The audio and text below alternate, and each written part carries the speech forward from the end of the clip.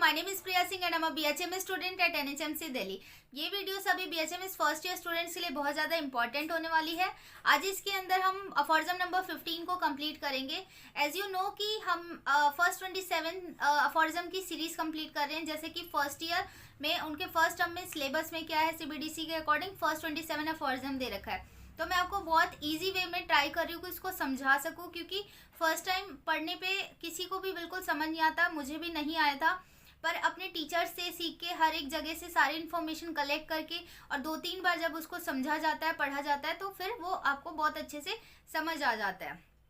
तो इसके पहले के सारे अफॉर्जम 14 तक विद देयर फुट नोट जितने भी जिसमें भी थे मैं कंप्लीट करा चुकी हूँ, और चैनल पर प्लेलिस्ट है ऑर्गेनॉन नेम से, वहाँ पर आप उन सबको भी देख सकते हैं।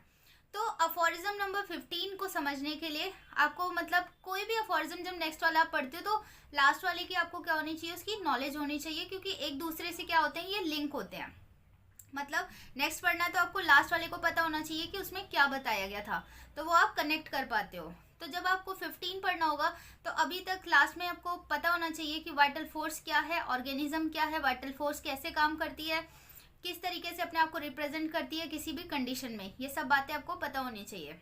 सो अब अफॉर्जम 15 को हम समझना स्टार्ट करते हैं। एक बार मैं आपको इसका पहले छोटा सा जिस्ट दे देती हूँ कि इसमें पूरे में हनुमान सर क्या समझाना चाहेंगे।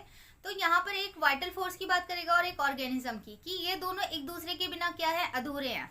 मतलब बॉडी में अगर वाइटल फोर्स नहीं है तो ये बॉडी किसी भी काम की नहीं है। ऐसे ही ये वाइटल फोर्स जब तक बॉडी के साथ क्या है, अटैच नहीं है, उसके अंदर नहीं है, तब तक ये वाइटल फोर्स भी किसी काम का नहीं है। तो ये दोनों क्या होते हैं, यूनिटी एज अ वन हम कंसिडर करते हैं ऑर्गेनिज्म और इस वाइटल फोर्स को।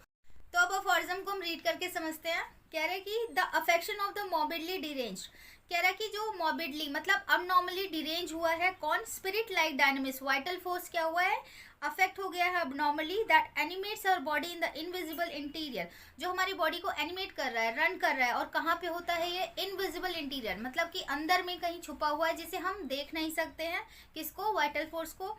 And the totality of the outwardly cognisable symptoms produced by it in the organism, कह रहा है कि और यही क्या करता है कि जो भी उसको अफेक्शन हुआ है, जो भी डिजीज होती है, वो उसको क्या कर रहा है, आउटवर्डली क्या कर रहा है, रिफ्लेक्ट कर रहा है, जिसके द्वारा कॉग्नाइजेबल मतलब कि रिकॉग्नाइज हम कर सकते हैं उसको।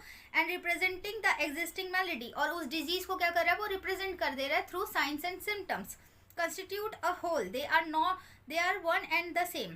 कह रहा है कि यही जो वाइटल फोर्स उस बॉडी के अंदर जो भी बीमारी हुई है, वो साइन और सिम्टम को क्या कर रहा है, रिफ्लेक्ट कर दे रहा है। तो ये दोनों एक ही हैं, अलग नहीं है, दे आर वन। कौन, organism and that vital force.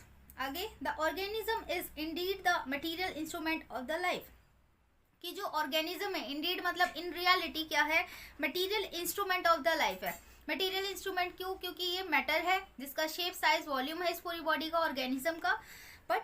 but it is not conceivable without the animation imparted to it by the instinctively perceiving and regulating vital force.